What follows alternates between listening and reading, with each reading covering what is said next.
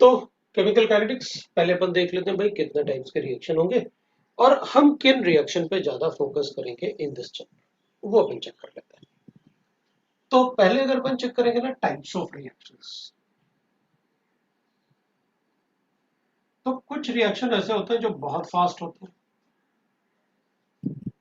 Very fast reaction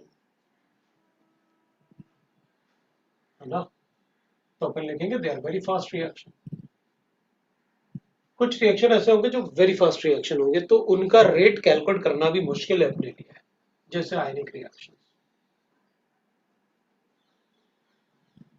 जो आयनिक reactions होते हैं they are carried out in 10 की power -13 seconds, are carried in 10 की पावर -13 सेकेंड्स, उसमें खत्म भी हो जाएगा रिएक्शन 10 की पावर -13 सेकेंड्स। कुछ रिएक्शन ऐसे होते हैं वो बहुत स्लो रिएक्शन होता है, जैसे इसमें आयनिक रिएक्शन में अपन एग्जांपल लिखेंगे तो we can write like this.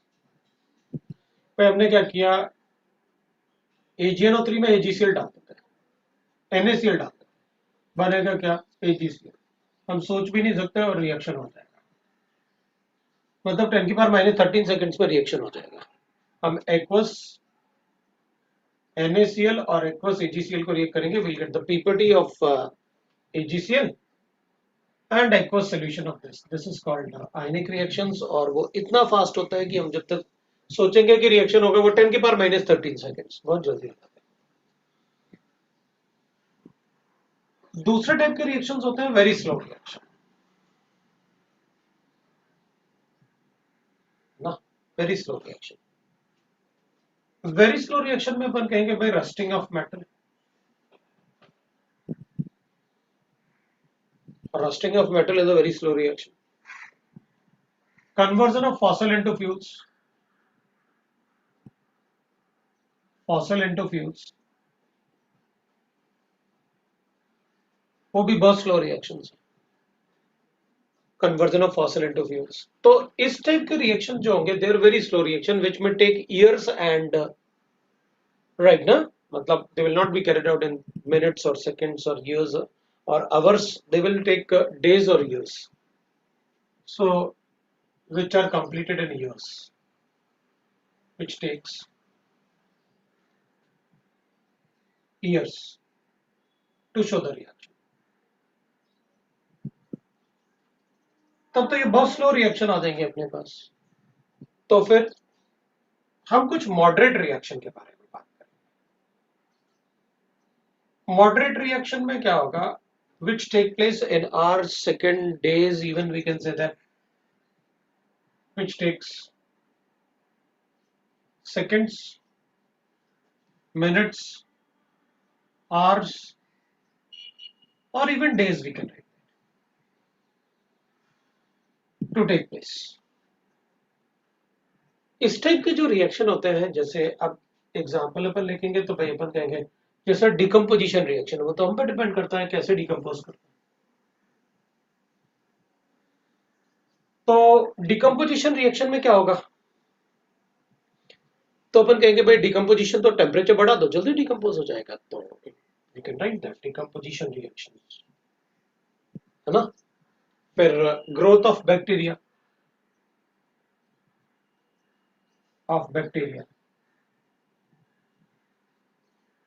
Organic reactions they are slow reactions. Organic reaction slow reaction होता है तभी तो अपन कहते हैं साइमल्टेनियसली मेजर प्रोडक्ट भी बनता है, माइनर प्रोडक्ट भी बनता है, और इवन अदर प्रोडक्ट्स भी बनते हैं simultaneously. So these are the type of reactions. अब ये रिएक्शंस तो पढ़ने का कोई मतलब नहीं हमारा, क्योंकि हमें तो छोटा छोटा क्वेश्चन सॉल्व करना है वो 11th और 12th स्टैंडर्ड के बेसिस पे। तो इतना फास्ट रिएक्शन और इतना स्लो रिएक्शन अपन को पढ़ने की जरूरत नहीं, वो रिसर्च वालों के काम। हम क्या पढ़ेंगे, मॉडरेट रिएक्शन पढ़ेंगे जो which can take place in seconds, minutes or hours like that। अभी अगर अपन चेक करेंगे what is the rate of reaction, तो वी कैन से दैट एक तो अपन को टाइप ऑफ रिएक्शन देखा अपन ने, दूसरा we can write the rate of reaction, rate of reaction. तो अपन कहेंगे भाई कोई भी रेट ऑफ रिएक्शन, अब रेट क्या, rate means speed, speed means we are talking about a displacement, so we can say that that should be depending on the speed, will depend on the distance and time na, whereas a rate will depend on the, for a chemical reaction rate must depend on the change in concentration and the time taken for that change, that should be the rate. तो अपन कहेंगे ठीक है भाई, rate of reaction it is the ratio of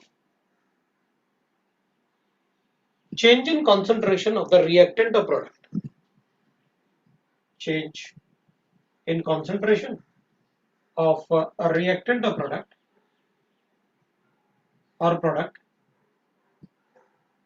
with respect to time taken, with respect to the time which will be taken to complete the reaction.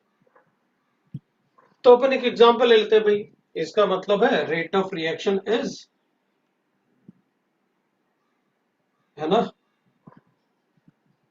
Rate of reaction will be equal to change in concentration,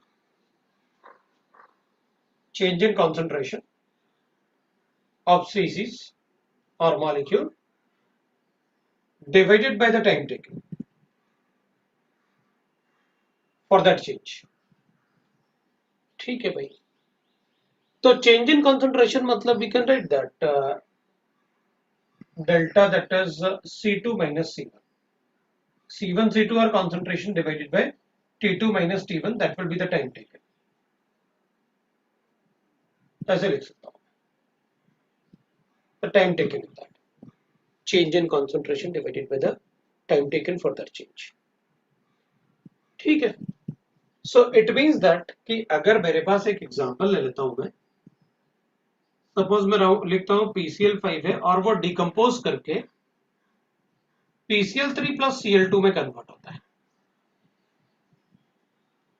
तो obvious सी बात है PCl5 का concentration decrease होगा और PCl3 और Cl2 का concentration बढ़ेगा, तो concentration of the reactant will decrease and the concentration of the product will increase. तो मैं ऐसे बना सकता हूँ, सपोज यहां पर मैं लिखता हूँ कंसंट्रेशन वर्सेस एक टाइम का ग्राफ बना लेते हैं, तो इनिशियली मेरे पास PCl5 का कंसंट्रेशन होगा, दैट विल हैव ये इनिशियल कंसंट्रेशन, जैसे जैसे टाइम इंक्रीज होगा तो इसका कंसंट्रेशन क्या होगा, डिक्रीज होता जाएगा, it will be like that. So at any moment we can write that suppose at this time, that is time t1, this is the concentration C1, and at time t2 this is the concentration C2. So I can write that rate of reaction will be equal to, that is C2 minus C1 divided by T2 minus T1. अब अगर अपन check करेंगे ना, तो PCl5 के लिए the rate concentration C2 तो छोटा होगा C1 से, कंसंट्रेशन C2 तो छोटा होगा C1 से, और T2 टाइम बड़ा होगा T1 से, तब तो ये वैल्यू नेगेटिव आएगी, ये वैल्यू आएगी नेगेटिव आएगी, और रेट ऑफ रिएक्शन कभी नेगेटिव थोड़ी हो सकता है. तो अपन क्या करेंगे, फॉर रिएक्टेंट हम अपनी तरफ से नेगेटिव साइन लगा देंगे और बताएंगे that negative sign indicates that the concentration of reactant decreases, वो अपन बता देंगे. प्रोडक्ट में अपन को प्रॉब्लम नहीं आएगा, क्योंकि प्रोडक्ट में तो concentration will write like this, भाई प्रोडक्ट इनिशियली तो जीरो होगा ना, ये दोनों इनिशियली तो जीरो होंगे, तो इनके कंसंट्रेशन बढ़ेंगे ऐसे, तो अपन बता सकते हैं भाई कंसंट्रेशन बढ़ेंगे उस केस में. तो वी कैन राइट दैट, इसमें अगर अपन को PCl5 के लिए रेट ऑफ रिएक्शन का एक्सप्रेशन लिखना है तो अपन ऐसे लिख सकते हैं, the rate of reaction will be equal to, PCl5 के लिए लिखूंगा मैं delta into change in concentration of PCl5 divided by the change in time, ऐसे लिख लेंगे, और नेगेटिव साइन लगाऊंगा फॉर कैलकुलेशन में. इस नेगेटिव साइन का कोई रोल नहीं होगा, उसका रोल बस इतना है कि भाई यहां पर या तो आप मॉड लिखो, क्योंकि रेट ऑफ रिएक्शन कभी नेगेटिव थोड़ी हो सकता है, रेट तो हमेशा पॉजिटिव होगा. स्पीड कभी नेगेटिव थोड़ी हो सकती है अपने, तो रेट कभी नेगेटिव नहीं हो सकता। तो अपन कहेंगे ठीक है भाई, जिस रेट से ये डिकम्पोज हो रहा होगा उसी रेट से ये बन भी रहा होगा। तो अगर अपन लिखें this is rate of decomposition of PCl5, rate of decomposition of PCl, ऐसे ही मैं लिख सकता हूं the rate of formation of PCl3, rate of formation of PCl3। तो इसके लिए मैं लिखूंगा, इसमें प्लस कर लूंगा, the change in concentration of PCl3 divided by the change in time, we can write like this। तो ठीक है, इसमें क्या आपने change in concentration divide by time taken बोला है, और जो रिएक्टेंट्स होते हैं उसके लिए अपन लिख लेंगे, और we are able to calculate what will be the rate. अब अगर हम इसको कैलकुलेट करेंगे, ये जो रेट लिखा अपन ने चेंज इन कॉन्सेंट्रेशन वर्सेस, क्योंकि यहां से यहां तक कॉन्सेंट्रेशन क्या होगा, यहां से यहां तक कॉन्सेंट्रेशन डिक्रीज हुआ इतना टाइम में, तो इसको अपन क्या बोलेंगे, that will be the average rate. Average rate, हमने इतना चेंज इन कॉन्सेंट्रेशन के लिए इतना टाइम में कितना रेट होगा वो कैलकुलेट किया, तो अपन कहेंगे एवरेज रेट, या रेट तो हमेशा ही कम होता रहेगा जैसे जैसे टाइम इंक्रीज होगा, because concentration of the reactant decrease होता रहेगा। तो अपन कहेंगे ठीक है भाई, कोई बात नहीं। इसका मतलब ये हो गया कि अगर रिएक्शन का रेट कंटिन्यूअसली क्या होता रहेगा, क्योंकि कॉन्सेंट्रेशन ऑफ द रिएक्टेंट तो कंटिन्यूअसली डिक्रीज होने वाला है, थोड़ा भी मूवमेंट अगर टाइम इंक्रीज होगा तो concentration of the reactant decreases and the concentration of product increases.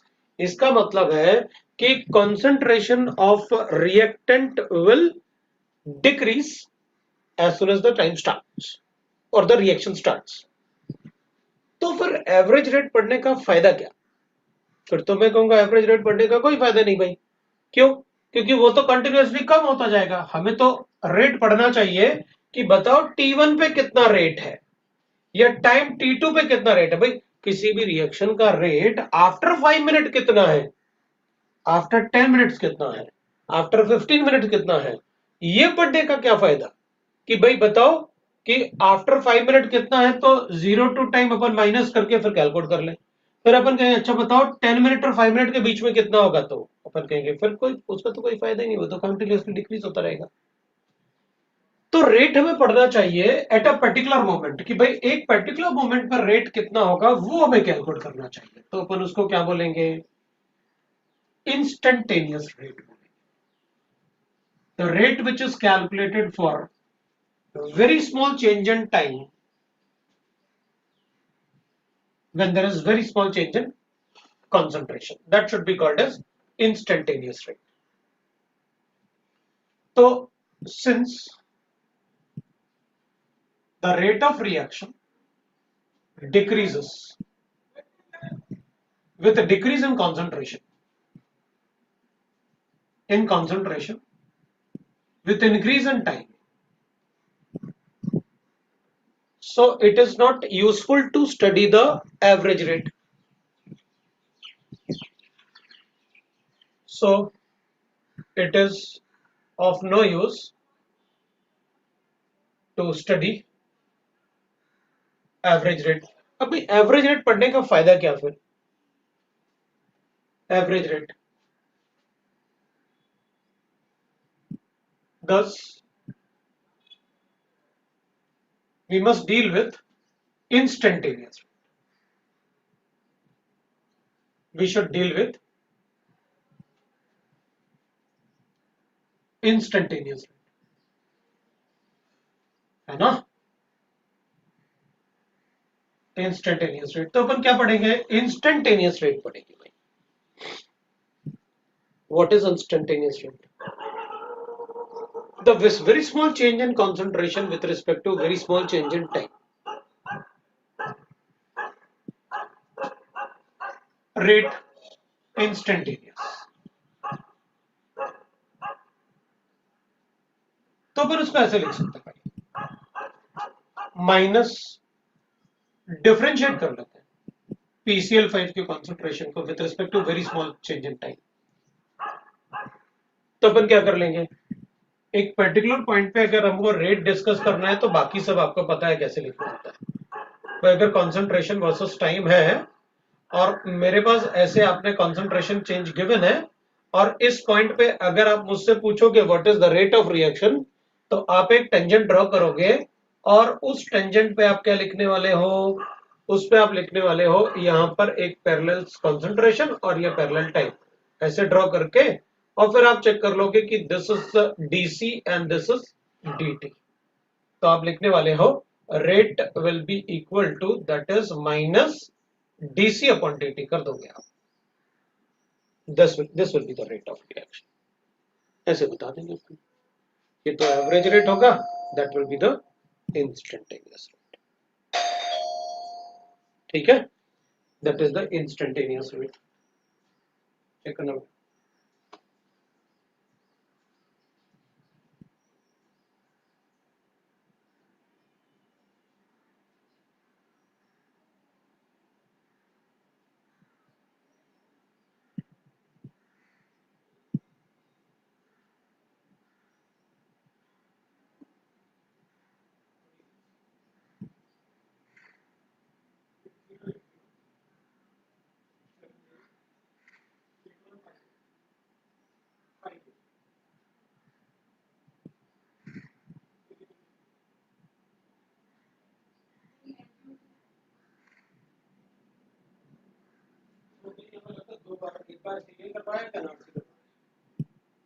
चलो ठीक, राइट, तो विल राइट दैट। ठीक है भाई, we can write that this is instantaneous rate और we can write that it will be rate ना, instantaneous rate will be equal to, अगर हम PCl3 के लिए लिखेंगे तो उसका फॉर्मेशन हो रहा था अपन D into PCl3 divided by dt ले लेंगे। Similarly we can write for Cl2, तो वो इंस्टेंटेनियस रेट होगा। अगर आपको कोई डाउट होगा आप पूछेंगे। ठीक है, अभी मैंने ऐसा कुछ बताया भी नहीं कि जिसमें आपको कोई डाउट। आपने बताया क्या, चेंज इन कॉन्सेंट्रेशन ले लो तो एवरेज रेट बोल दोगे C1 C2 लेके, और एक पर्टिकुलर पॉइंट पे अगर रेट कैलकुलेट करना है मुझे इस पॉइंट पे, तो अब ऐसे तो बता नहीं सकते अपन रेट की भाई इस पॉइंट पे रेट इतना होगा।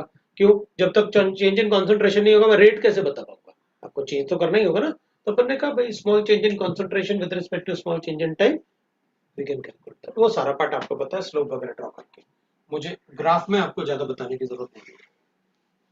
जो चीज मुझे बतानी है वो मैं आपको केमिस्ट्री पॉइंट ऑफ व्यू से बताऊंगा। बाकी चीजें आपको कोई डाउट होगा ग्राफ वगैरह में तो आप मुझे बता सकते हैं, मुझे एक्सप्लेन करने की जरूरत नहीं पड़ेगी। चलो अपन को क्या करते हैं, कुछ एग्जांपल लेते हैं और उसमें रेट ऑफ एक्सप्रेशन लिखना सीखते हैं, क्योंकि उस टाइप से अपन को न्यूमेरिकल क्वेश्चन आ सकता है और स्कूल में भी क्वेश्चन आ सकते हैं। ठीक है, चलो देखते हैं, क्योंकि ये तो स्कूल वाला चैप्टर भी अपने लिए। तो अपन क्या करेंगे, अपन लिखेंगे ऐसे, दैट इज तो रेट एक्सप्रेशन है, rate expression and rate law for reactions. तो पहले ना मैं इन जनरल लिखता हूं, फिर मैं किसी रिएक्शन के लिए आपको लिख के बता दूंगा।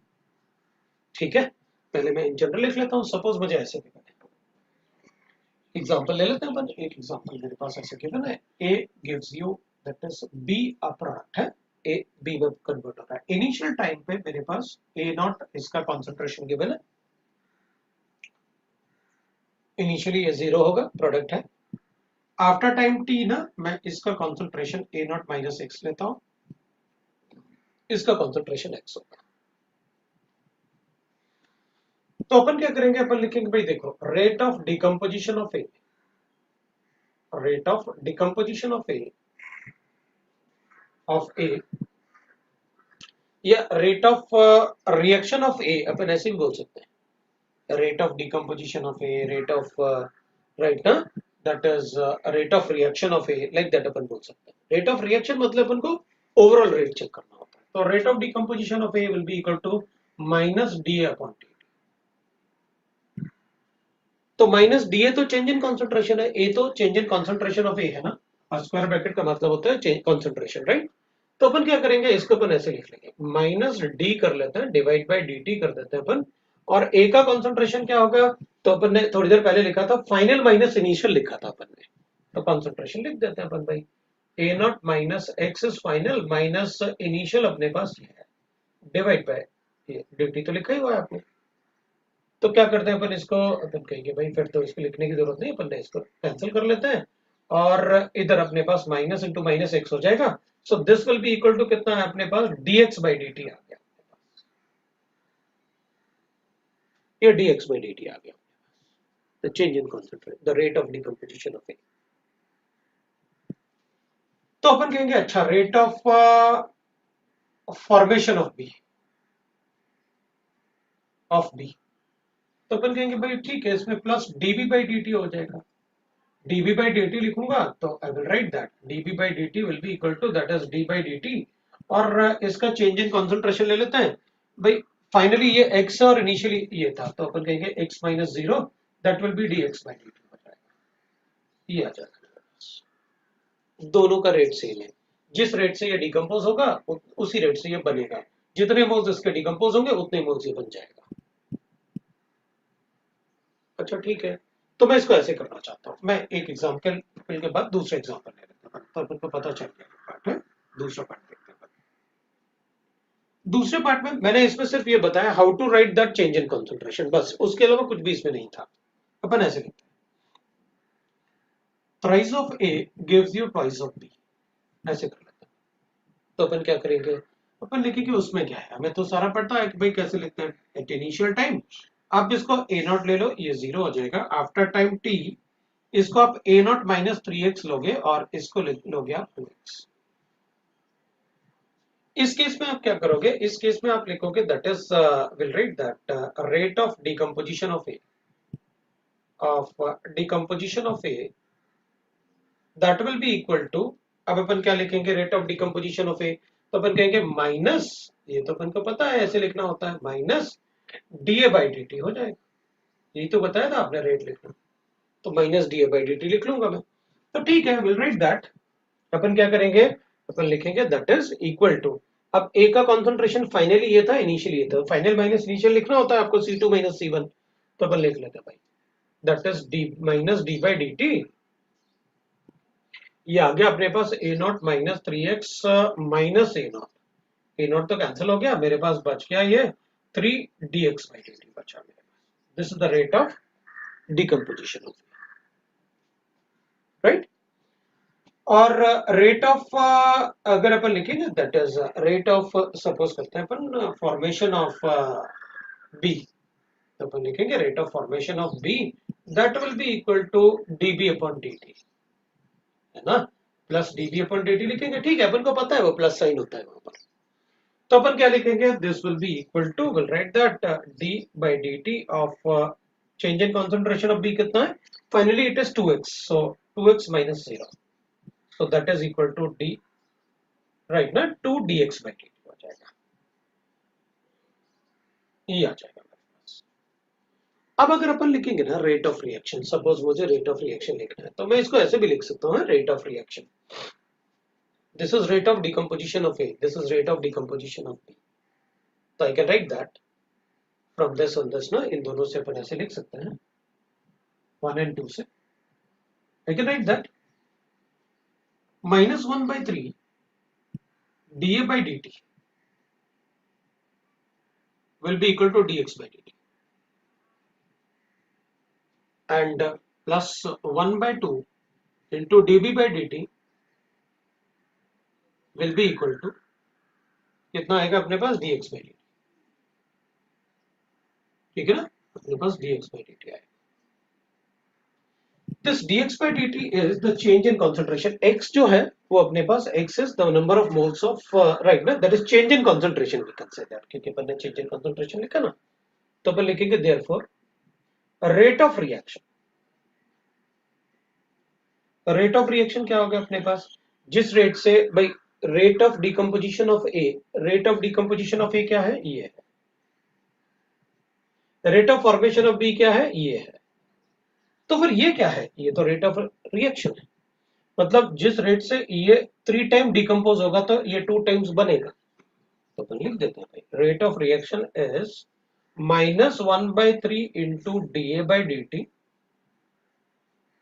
that will be equal to +1/2 into dV by dt. This is the rate of reaction. और इसको अपन dx by dt भी लिख सकते हैं. That is called rate law. इसको कहते हैं अपन rate law. This is called the rate law. तो इसमें rate of reaction जो होगा ना, rate law जो होता है वो क्या होगा? We get this is the rate of reaction. So rate of reaction आप इससे भी कैलकुलेट कर सकते हो, इससे भी कैलकुलेट कर सकते हो. This is called rate law. dx by dt is called rate law. तो फिर यहां पर ये क्या था? ये तो अपन कहेंगे भाई ये वाला पार्ट क्या है? Minus da by dt. ये तो आपका rate of decomposition of A है. और ये वाला पार्ट क्या है? तो अपन कहेंगे rate of formation of B. ये है आपका. तो रेट लॉ क्या होगा? तो अपन कहेंगे रेट लॉ हो जाएगा पर मोल. जैसे भी अपन इससे बोल सकते हैं कि अगर इसका 3 मोल्स है ना तो इसका 2 मोल बनेगा. तो इसका 1/3 जब यूज होगा तो इसका 1/2 बनेगा. अपन ऐसे ही बोल सकते हैं पर मोल. तो आप सीधा सीधा इसको देख के भी लिख सकते हैं. फिर तो अपन जैसे मुझे ये गिवन है, अगर मुझे ये गिवन है तो मैं सीधा लिख सकता हूँ इसके लिए rate law. Rate law will be equal to ये, that will be equal to, इधर लिख लेता हूं मैं, इसका डिकम्पोजिशन होगा तो -1/3 इसका मोलर कोफिशिएंट है dA by dt. और इसका रेट ऑफ फॉर्मेशन होगा तो 1/2 into dB by dt हो जाएगा. ये हो जाएगा. तो फिर मैं रेट ऑफ डिकम्पोजिशन ना, रेट ऑफ डिकम्पोजिशन, ये रेट लॉ मतलब rate of reaction. So rate of decomposition of A will be equal to what? तो अपन कहेंगे वो तो dA by dt होता है. मैं इसको ऐसे भी लिख सकता हूं, rate of decomposition of dB by dt के फॉर्म में भी लिख सकता हूं मैं, मतलब v के फॉर्म में भी लिख सकता हूं रेट ऑफ डिकम्पोजिशन ऑफ ए को. मतलब ऐसे भी लिख सकता हूं, because these two are equal ना, that is rate of reaction. Rate of reaction में इसके रिस्पेक्ट में भी लिख सकता हूं, इसके रिस्पेक्ट में भी लिख सकता हूं, क्योंकि दोनों ही dx by dt. तो मैं rate of decomposition of A, rate of formation of B, लेकिन रेट ऑफ रिएक्शन कैसे कैलकुलेट करना है आप दोनों में से किसी से भी ले लो. It is a rate of reaction. This is nothing but the rate of reaction. Rate law is rate of reaction. तो अपन कहेंगे ठीक है, कोई बात नहीं, अपन को पता चल गया. तो अगर मान लो मेरे पास ऐसे गिवन है, अगर अपने पास ऐसे गिवन है, अपन कहेंगे अपन एक दूसरा थर्ड एग्जांपल ले लेते हैं. एग्जांपल 3 और अपन को ऐसे गिवन है, twice of a plus thrice of b gives you 5c. तो अपन कहेंगे हमें क्या फर्क पड़ता है, इसका रेट लॉ चाहिए या rate of decomposition of A चाहिए? तो अगर रेट लॉ चाहिए आपको तो रेट ऑफ रिएक्शन की बात कर रहे हो आप, और rate law will B dx by dt की बात कर रहे हो आप. और dx by dt क्या होता है? -1/2 into dB by dt, dA by dt. That will be equal to -1/3 into dB by dt. That will be equal to +1/c into dC by dt. ये हो जाएगा. ये अपन लिखेंगे.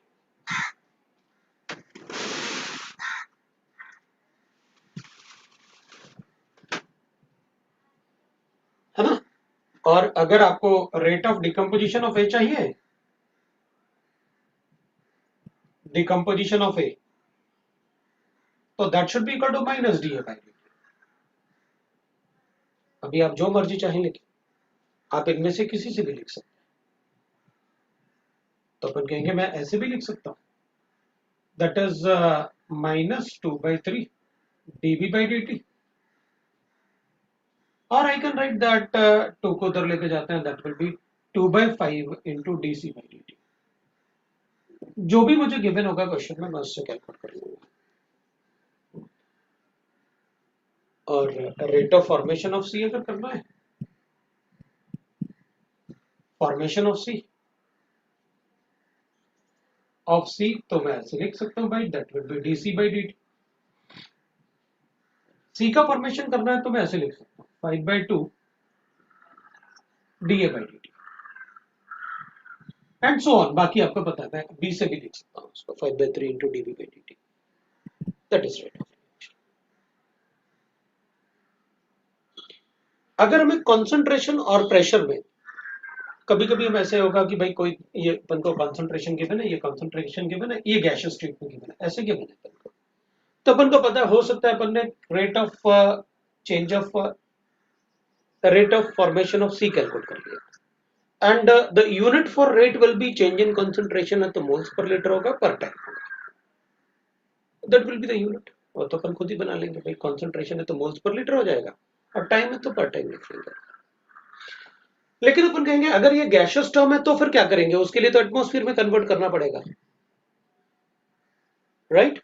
तो अपन हमेशा बता देंगे भाई, उसमें अपन ऐसे यूज कर लेंगे for gaseous reactant of product, gaseous or reactant of product है ना, we can use, अपन क्या यूज कर सकते हैं, we can use, अपन PV इक्वल टू nRT को यूज कर लेंगे, और PV इक्वल टू nRT को यूज करूंगा तो P will be equal to n by V RT कर देंगे अपन, तो that will be equal to, या फिर अपन इसको क्या कर सकते हैं, P will be equal to C RT कर लेंगे। तो अगर कॉन्सेंट्रेशन गिवन है तो RT से मल्टीप्लाई करके प्रेशर कैलकुलेट कर लेंगे, या प्रेशर गिवन है तो C को मल्टीप्लाई कर देंगे RT से, तो RT मतलब R अपन को वैल्यू पता है 1/12, और T अपन को फिर वैल्यू होना चाहिए केल्विन में, तो अपन बता देंगे कन्वर्ट करके, कोई प्रॉब्लम नहीं।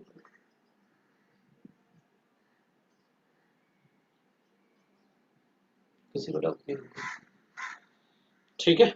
तो this is how we can write the rate law. और अब मैं एक क्वेश्चन पूछूंगा, किसी का क्वेश्चन आया अपने पास, सर अगर प्रोडक्ट का रेट नेगेटिव हुआ तो इसका मतलब क्या होगा? प्रोडक्ट का रेट नेगेटिव हो ही नहीं सकता, अबे प्रोडक्ट में इनिशियली तो जीरो होगा ना, और बढ़ेगा ही ना प्रोडक्ट। और प्रोडक्ट का रेट नेगेटिव होने का मतलब रिएक्शन बैकवर्ड आना शुरू हुआ, तो रिएक्शन शुरू हुआ, मतलब प्रोडक्ट आपने पहले रखा हुआ था, तो एक तरीके से फिर तो वो रिएक्टेंट बन गया, तो वो नेगेटिव कभी नहीं आएगा। तो इसका मतलब ये हुआ कि अगर नेगेटिव आया तो इसका मतलब ये होगा कि अपन क्वेश्चन गलत कर रहे हैं, और यही बोल सकते हैं, है ना, यही बोलेंगे अपन, और क्या बोलेंगे। तो अपन एक क्वेश्चन करते हैं, मैं आपको एक क्वेश्चन देता हूँ, लिखो।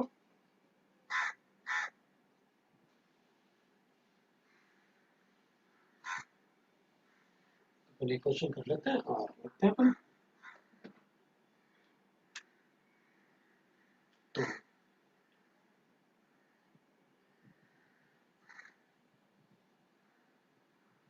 for a given reaction, for a given reaction, twice of A gives you thrice of C plus 5D, ये रिएक्शन मुझे गिवन है। The initial concentration, इसमें मुझे टेम्परेचर भी गिवन है at 27 डिग्री सेंटीग्रेड, ये मुझे gaseous term. At initial time the pressure of A is 1 atmosphere, और the pressure of A ऐसे ही ले लेते हैं, एक मिनट वेट करना है। तो प्रेशर ऑफ ए मुझे, या कंसंट्रेशन लेते हैं, उसके बाद प्रेशर में आप कन्वर्ट कर लोगे टेम्परेचर की। तो the concentration of A is 20, and after time t the concentration of A is 5. Calculate the rate of decomposition of A and formation of C and D.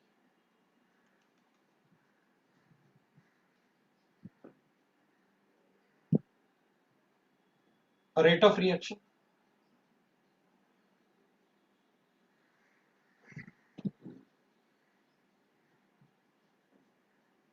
the, इसमें time मुझे देना था, मैंने time नहीं दिया था, इसमें मैं टाइम दे देता हूं आपको, that is we are given 40 seconds, ये मुझे टाइम गिवन था आफ्टर 40 सेकेंड से,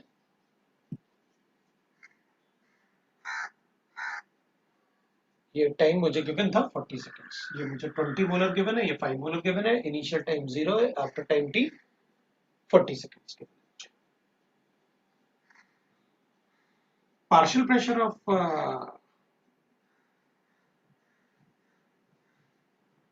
डी, ये बताना है। पार्शियल प्रेशर क्या अपन प्रेशर ऑफ डी भी लिखते हैं तो भी आंसर वही बताते हैं, तो प्रेशर ऑफ डी कितना होगा ये बताना है।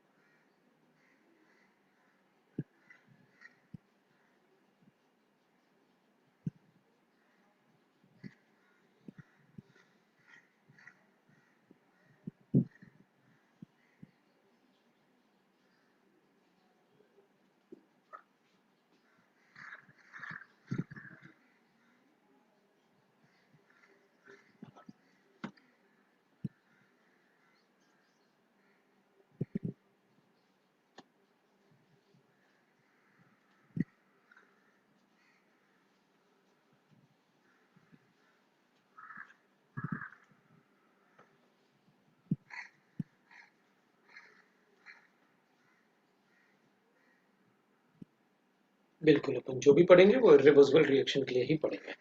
इस चैप्टर में सारा कुछ इरिवर्सिबल रिएक्शन के लिए होगा।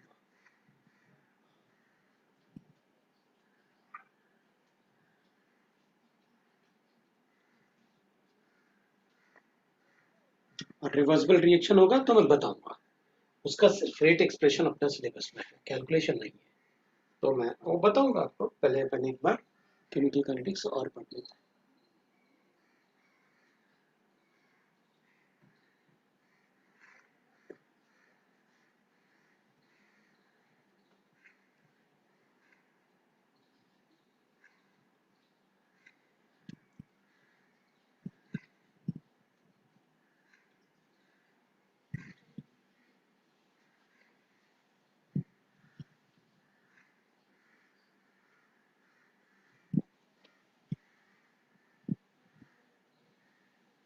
तो मेरे ख्याल से अपन पहले रेट एक्सप्रेशन लिख लेंगे इसका।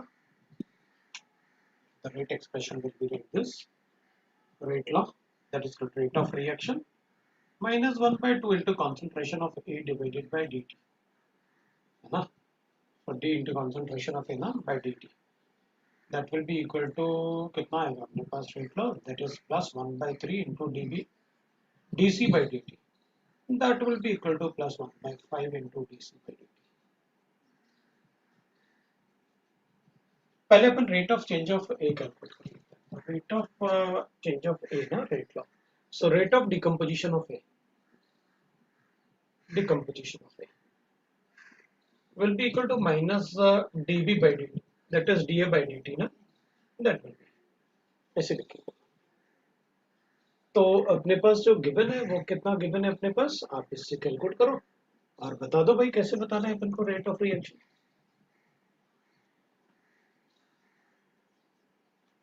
आपको तो इनिशियली फाइनली गिवन है ना सब कुछ, ये आपको गिवन है, तो माइनस क्योंकि उसमें जो कॉन्सेंट्रेशन गिवन होगा उसमें मोलर कोफिशिएंट वगैरह सब इन्वॉल्व होंगे, तो that will B -5 -20 divided by time change कितना है आपके पास 40 सेकेंड्स आया। तो अपने पास कितना है, ये 15/40 आ गया, सो ये माइनस आएगा तो प्लस हो जाएगा, तो अपन बता देंगे भाई 15/40 आ गया। This is the rate of decomposition of air.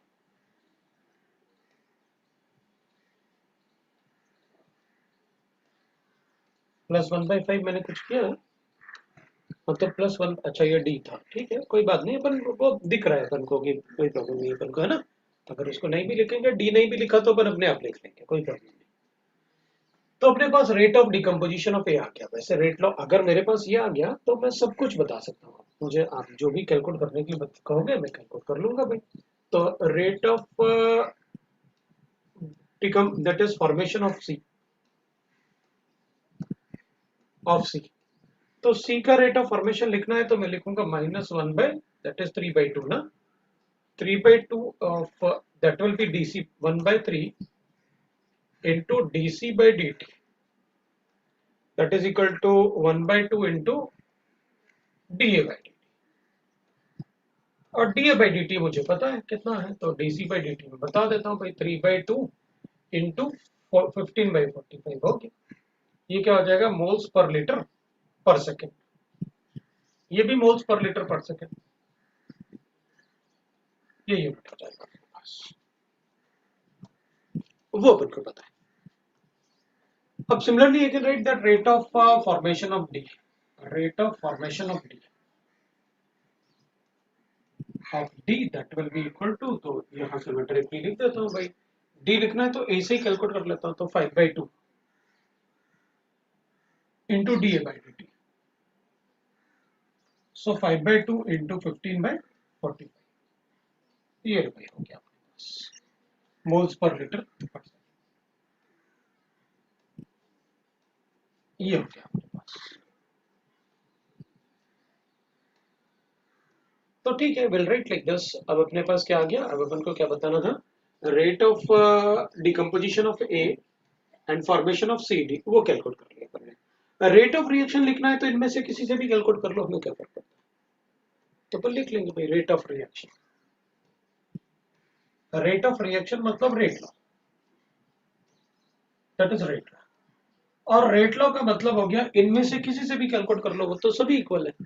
तो चलो ए से ही कैलकुलेट कर लेते हैं, तो 1/2 into D A by d T कर देता हूँ, तो 1/2 इंटू 15/40 कर लेता हूँ, मोल्स पर लीटर पर टाइम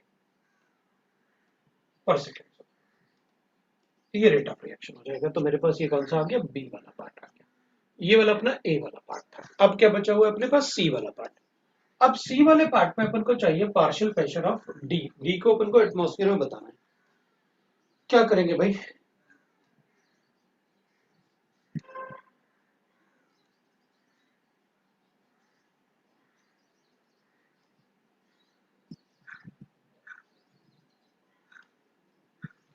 कितना लिख लें,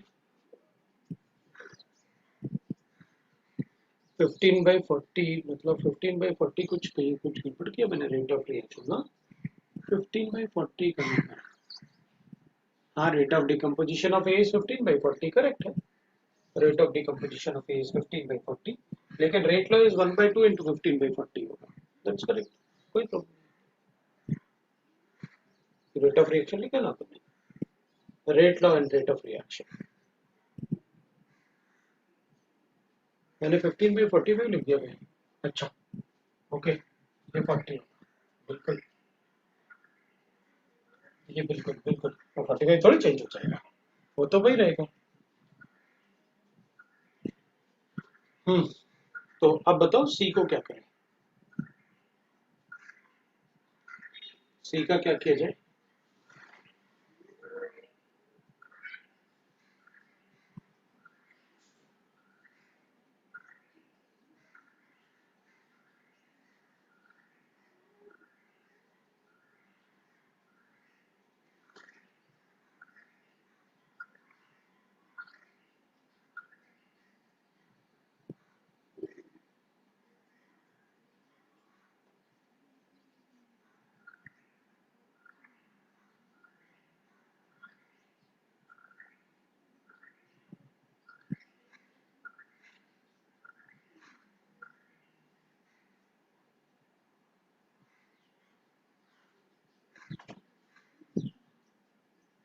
क्या करें अपन, सी को क्या करोगे, कंसंट्रेशन निकाल सकते हैं ना डी का, 5 इंटू मोल्स ऑफ डिसोसिएट हुआ, जो बिल्कुल अपन को वही करना है। कितना मोल्स डिसोसिएट हुआ अपने पास, जो भी मोल्स डिसोसिएट हुआ वो कितना हो गया, 20 माइनस 20, 15 हुआ। तो अपन क्या कर सकते हैं, 5 इंटू 2 लेना पड़ेगा ना। सो अपन क्या करेंगे, concentration of D will be equal to, मतलब ऐसे कर सकते हैं अपन कि भाई अपन को पता है concentration of D will be equal to कितना आ जाएगा अपने पास, अपन कहेंगे भाई 5/2 ना, भाई ये इसके 2 मोल्स गिवन थे ना अपन को, इसको 5/2 लेना पड़ेगा अपन को, तो 20 माइनस 5 ले लेते हैं भाई, तो ये आ जाएगा अपने पास, तो 5/2 इंटू 15 आ जाएगा, ये आ जाएगा अपने पास। बताओ अगर कोई डाउट है तो। भाई ये चेंज तो होगा लेकिन इसके मोल्स भी तो कर लेते हैं ना, इतना मोल्स चेंज हुआ तो अपन उसको 5/2 के फॉर्म में ले लेते हैं। तो 5/2 इंटू मोल्स ऑफ ले लिया अपन ने 15, है ना। आप क्या करें, अपन कहेंगे ये आ गया अपने पास कॉन्सेंट्रेशन, ये चेंज इन कॉन्सेंट्रेशन था मोल्स पर लीटर, वो मोलारिटी दे रखी थी आपने, तो ये मोल्स पर लीटर आ गया। अब क्या करें, कॉन्सेंट्रेशन आ गया तो प्रेशर में कैसे कन्वर्ट करें। अब अपन को प्रेशर में कन्वर्ट करना पड़ेगा ना, कैसे कन्वर्ट करोगे प्रेशर में।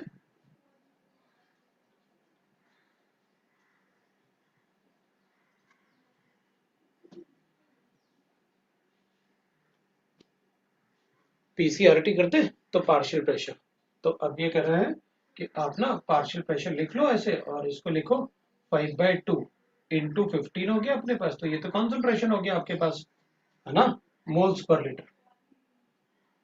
ठीक है, मल्टीप्लाई बाय आप आर से करोगे तो 1/12 हो जाएगा, आर ना, आर हो जाएगा एटमॉस्फेयर लीटर और पर मोल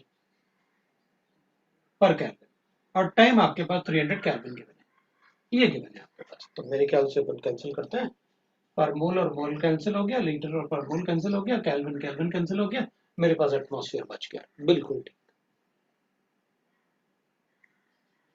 बिल्कुल ठीक ना। अपन क्या कर लें इसको 5/2 इंटू 15 इंटू 1/2 इंटू 300, लो भाई ये एटमॉस्फेयर आ गया अपने पास, बिल्कुल ठीक, ये प्रेशर आ गया अपने पास।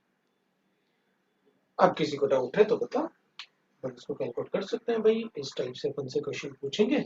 अब इसके अलावा और कुछ अपन से ऐसा नहीं पूछ सकते, मैक्सिमम तो अपन से ये पूछते हैं write the rate law for any reaction, अपन को रिएक्शन देंगे और उसका रेट लॉ पूछेंगे, स्कूल में तो रेट लॉ लिखने के लिए 100% आएगा, और ऐसा छोटा मोटा कैलकुलेशन अपन को मेन से एडवांस में भी आ सकता है, वो अपन को बताना पड़ेगा। ठीक है, ये था आपका रेट एक्सप्रेशन और द रेट लॉ और इंस्टेंटेनियस रेट जो मुझे आपको बताना चाहिए। अब मैं थोड़ा सा आपको बताऊंगा कि what are the factors on which the rate of reaction will depend. ठीक है ना, तो आपने partial pressure of D calculate भी कर लिया इसको अभी, ठीक है, यू कैन कैलकुलेट दैट, मतलब कोई प्रॉब्लम नहीं है। तो 300 से ज़्यादा ही आएगा, बिल्कुल ठीक है, आपका आंसर बिल्कुल सही होगा मेरे ख्याल से, 312.5 बता रहे हैं, ठीक है, बिल्कुल सही। तो आपको rate of reaction, rate of decomposition, rate law, इन सब में डिफरेंस अच्छे से पता होना चाहिए आपको। 1/12, हाँ 1/12 है ना, ओ सॉरी है, 1/2 फिर आ गया, ये 1/12 होना चाहिए, बिल्कुल होगा 1/12, नहीं तो गड़बड़ हो जाएगी सब, है ना, बिल्कुल होगा ना। आर का वैल्यू तो लिखा था मैंने 1/12, मैंने तो यूनिट भी लिखा था, लेकिन वो 1/2 हो गया, तो उसको तो ध्यान रखिएगा, कोई बात नहीं, ठीक है ना। ओके, तो फिर अपना चेंज हो जाएगा, मतलब फिर कैलकुलेशन थोड़ा चेंज होगा, मैंने पहले 2 के हिसाब से कैलकुलेट कर दिया था, बिल्कुल अपना चेंज होगा, चलेगा, ठीक है ना। अब इसमें और क्या चाहिए, तो अपन थोड़ा सा ना कुछ फैक्टर्स ऐसे देखते हैं अपन जिससे कि रेट ऑफ रिएक्शन डिपेंड करे, ठीक। तो एक तो अपन लिखेंगे फैक्टर्स, थोड़ा सा बस आइडिया ले रहे हैं, बाकी अपन बाद में पढ़ेंगे, factors affecting the rate of reaction.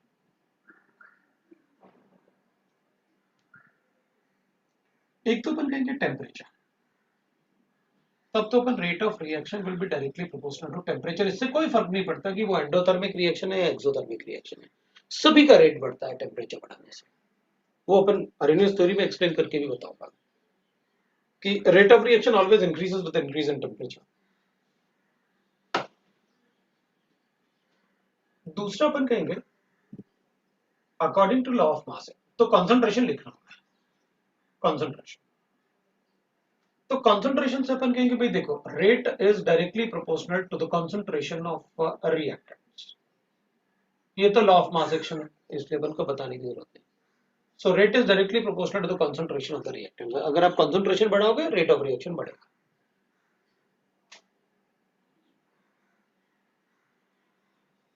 Right.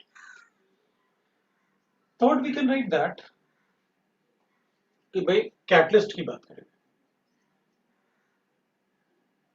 तो अपन कहेंगे देखो भाई अगर कैटलिस्ट पॉजिटिव कैटलिस्ट है तो रेट ऑफ रिएक्शन हमेशा इंक्रीज होगा।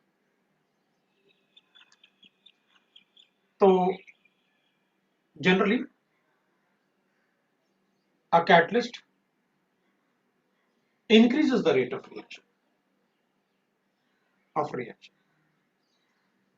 but a negative catalyst can decrease the rate of reaction, the rate। तो एग्जाम्पल के लिए अपन लिखेंगे जैसे H2O2 डिकम्पोज होके H2O प्लस हाफ O2 बनाता है,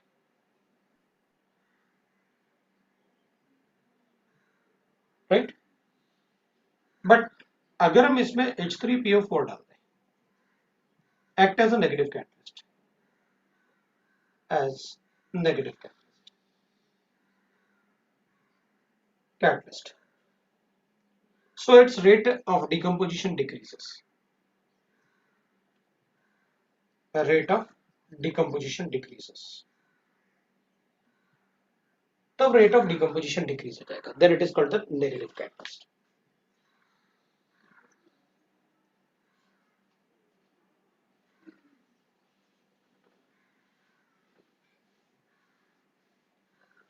ठीक है ना। तो कैटलिस्ट में अपन कहेंगे कि rate of reaction always increases, तो शायद अपन मना कर देंगे नहीं भाई, और डिक्रीज भी हो सकता है, तो डिपेंड करता है कौन सा catalyst.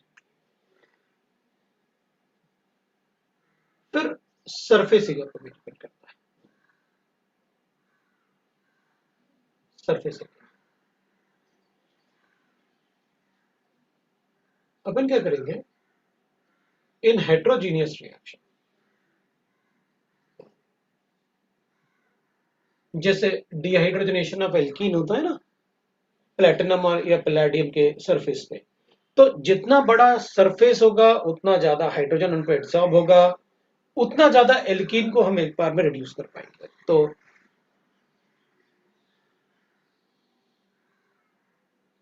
rate of reaction is directly proportional to surface area of reactant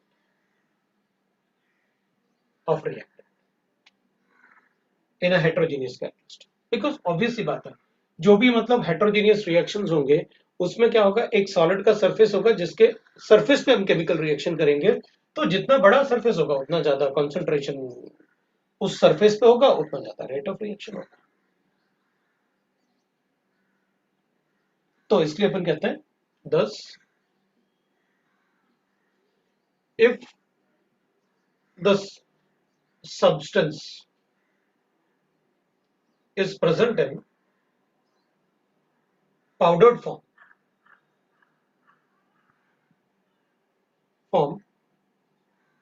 has a higher rate of reaction।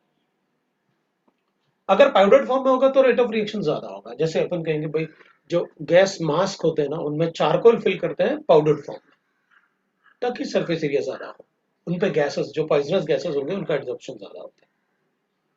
अगर सॉलिड होगा तो एब्जॉर्प्शन ज्यादा नहीं होगा क्योंकि सरफेस एरिया कम होगा और जल्दी कवर हो जाएगा फिर गैसेस पार्टिकल से। तो that is how we can write for the surface area. We can say photochemical reaction. अब कुछ रिएक्शंस होते हैं जो फोटोकेमिकल रिएक्शंस हो जो फोटो मतलब we can say that sunlight में कैरिड आउट होते हैं, तो उनका रेट ऑफ रिएक्शन बढ़ेगा अगर रेडिएशन का इंटेंसिटी बढ़ेगा या अपन कहेंगे कि भाई एनर्जी बढ़ेगा। So reactions like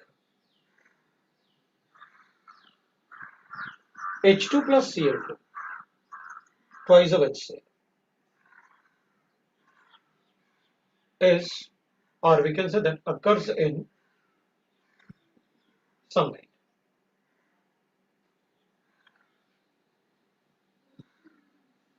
So their rate increases with increase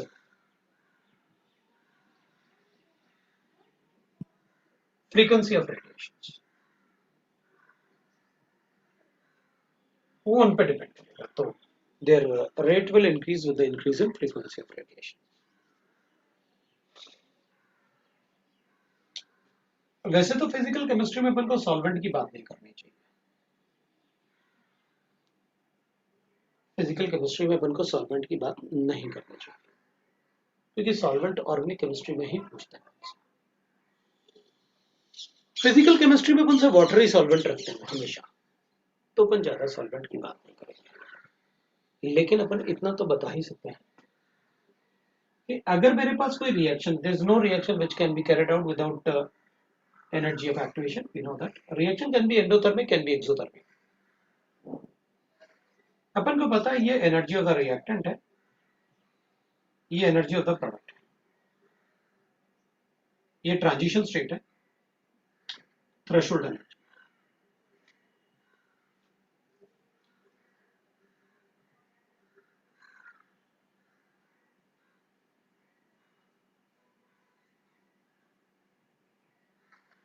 आपको पता है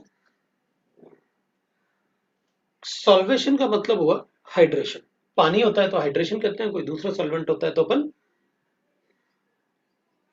हाइड्रेशन, पानी होता है तो हाइड्रेशन, कोई दूसरा सॉल्वेंट होता है तो सॉल्वेशन बोलते हैं। तो अगर मान लो, क्योंकि ये ग्राफ जो बना है ना, इस ग्राफ में अपन सबको पता है क्या क्या होता है, अपन को बताने की जरूरत नहीं। This is energy of activation, energy of forward reaction is equal to energy of activation, ये अपन को पता है। एनर्जी ऑफ बैकवर्ड रिएक्शन, अगर रिएक्टेंट का सॉल्वेशन हो जाए तो उसकी एनर्जी कम हो जाएगी। सॉल्वेशन मतलब अट्रैक्शन ऑफ सॉल्वेंट। अगर रिएक्टेंट का सॉल्वेशन हो जाए तो उसकी एनर्जी कम हो जाएगी,